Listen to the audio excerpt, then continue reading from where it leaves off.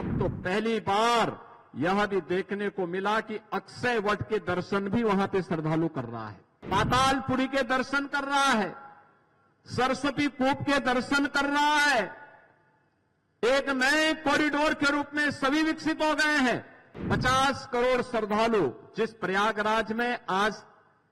तक स्नान करेंगे, एक महीने की इस अवधि के दौरान वे श्रद्धालु आए होंगे और सर्वाधिक श्रद्धालु आए हैं सड़क मार्ग से। उत्तर प्रदेश की अकेली अर्थव्यवस्था को महाकुंभ प्रयागराज के माध्यम से 3 लाख करोड़ रुपए की नई बढ़ोतरी होने जा रही है। प्रयागराज में महाकुंभ का आयोजन जहां हो रहा है, उस महाकुंभ के आयोजन स्थल पर भी आदरणीय प्रधानमंत्री जी की प्रेरणा से जो कुंभ स्थल है, यह भी डिफेंस की ही लैंड है और उस लैंड पर हर वर्ष जब भी माघ मेला होता है, जब भी कुंभ का आयोजन, महाकुंभ का आयोजन होता है, उत्तर प्रदेश सरकार को लीज पर भूमि प्राप्त हो जाती है और पिछले 8 वर्ष के अंदर जो भी आयोजन हुए हैं, बड़ी सहजता के साथ वह भूमि मिली और अब तो पहली बार यह भी देखने को मिला कि अक्षय वट के दर्शन भी वहां पे श्रद्धालु कर रहा है,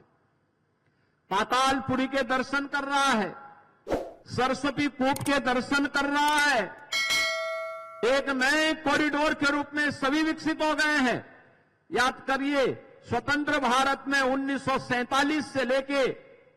2019 तक जहां तक आम जन और श्रद्धालु नहीं पहुंच पाता था, एक डबल इंजन की भारतीय जनता पार्टी की सरकार और आदरणीय रक्षा मंत्री जी के कारण आज वहां पर भी श्रद्धालु पहुंच करके उन सुविधाओं का उपयोग कर पा रहा है। सैकड़ों वर्षों से बनी हुई दबी हुई भावनाओं को, दबी हुई आस्था को एक नया सम्मान प्रयागराज में मिल रहा है। एक तरफ महाकुंभ का आयोजन और दूसरी तरफ वहां के इंफ्रास्ट्रक्चर को लेकर के। बहनों और भाइयों, कल्पना करिए 50 करोड़ श्रद्धालु जिस प्रयागराज में आज तक स्नान करेंगे, एक महीने की इस अवधि के दौरान वे श्रद्धालु आए होंगे और सर्वाधिक श्रद्धालु आए हैं सड़क मार्ग से। सड़क मार्ग से वहां पे रेलवे की बेहतरीन सुविधा हुई, सैकड़ों की संख्या में मेरा स्पेशल भी चलाई गई।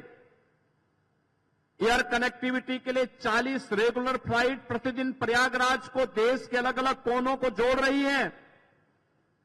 लेकिन सड़क मार्ग से सर्वाधिक वाहन प्रयागराज पहुंचे हैं और सड़क मार्ग की बेहतरीन कनेक्टिविटी करने का श्रेय अगर किसी को जाता है तो आदरणीय प्रधानमंत्री जी के मार्गदर्शन में आदरणीय नितिन गडकरी जी को। एक एक कार्य को कुंभ के पहले, महाकुंभ के पहले स्वयं आकर के उन्होंने इन सभी परियोजनाओं का रिव्यू किया, युद्ध स्तर पर कार्य को आगे बढ़ाया। परिणाम है कि मौनी अमावस्या के दिन 8 करोड़ श्रद्धालुओं ने पावन संगम में आस्था की डुबकी लगाई और सकुशल निकल भी गए। दुनिया के अंदर कहीं नहीं हो सकता। ये केवल और केवल ये डबल इंजन की सरकार ही इस प्रकार के आयोजन के साथ जुड़ सकती है। और बहनों और भाइयों, आस्था को सम्मान कैसे? आपने देखा होगा, भारत के अंदर 140 करोड़ की आबादी, इसमें 110 करोड़ की आबादी सनातन धर्मावलंबी है और उसमें से 50 करोड़ लोग आज तक आस्था की डुबकी प्रयागराज में लगा चुके होंगे। इतना बड़ा आयोजन होना, प्रयागराज को रिंग रोड के रूप में सौगात देना, लखनऊ रायबरेली प्रयागराज की कनेक्टिविटी को 6 लेन की कनेक्टिविटी के साथ जोड़ना, प्रयागराज के अंदर के सड़कों को फ्लाईओवर के साथ जोड़ना, 2 लेन को 4 लेन, 4 लेन को 6 लेन के साथ जोड़ने का कार्य डबल इंजन की भारतीय जनता पार्टी की सरकारों ने किया और राष्ट्रीय राजमार्ग और केंद्रीय राजमार्ग विभाग मंत्रालय को जो भी प्रस्ताव हम लोगों ने महाकुंभ की दृष्टि से भेजे थे, उन सभी प्रस्तावों को आदरणीय गडकरी जी ने एक झटके में स्वीकृत करते हुए महाकुंभ को भव्य और दिव्य बनाने के लिए अपना पूरा योगदान दिया। आज उसका परिणाम है कि प्रतिदिन करोड़ों की संख्या में श्रद्धालु आकर के आस्था की डुबकी आसानी से लगा पा रहा है। मैं इस अवसर पर अपने दोनों यशस्वी नेताओं का एक बार फिर से प्रदेश की राजधानी लखनऊ में हृदय से स्वागत करता हूं और इस अवसर पर मैं आदरणीय गडकरी जी के संज्ञान में इस बात को जरूर लाना चाहूंगा कि इस बार जो स्केल है वहां पर, इसको देखते हुए हमारी कैबिनेट ने भी 22 जनवरी को प्रयागराज में जाकर के सामूहिक रूप से आस्था की डुबकी लगाई थी और तब हम लोगों ने महसूस किया था कि गंगा नदी में शास्त्री ब्रिज के पैरेलल एक नया ब्रिज बनना बहुत आवश्यक है। जो लोड है वहां पे ट्रैफिक का, नैनी में सिग्नेचर ब्रिज, यमुना नदी के ऊपर नैनी में सिग्नेचर ब्रिज के ऊपर एक नया ब्रिज उसके पैरेलल बनना आवश्यक है, क्योंकि प्रयागराज के साथ साथ आने वाले हर वर्ष वहां माघ मेला लगता है, हर वर्ष वहां पे हर 6 वर्ष में कुंभ का और 12 वर्ष में महाकुंभ के आयोजन के साथ हमें जुड़ने का अवसर प्राप्त होता है। ये सभी आयोजन और इस दृष्टि से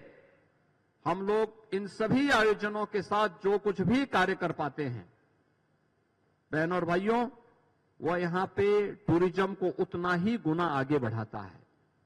ये मान के चलिए, ये जो 50-55 करोड़ लोग उत्तर प्रदेश में महाकुंभ के आयोजन के साथ जुड़ेंगे, ये उत्तर प्रदेश और देश की इकोनॉमी को कितना इसको बूस्ट प्राप्त मिलेगा, इसका अनुमान आप कर सकते हैं। मेरा अनुमान है कि उत्तर प्रदेश की अकेली अर्थव्यवस्था को महाकुंभ प्रयागराज के माध्यम से 3 लाख करोड़ रुपए की नई बढ़ोतरी होने जा रही है।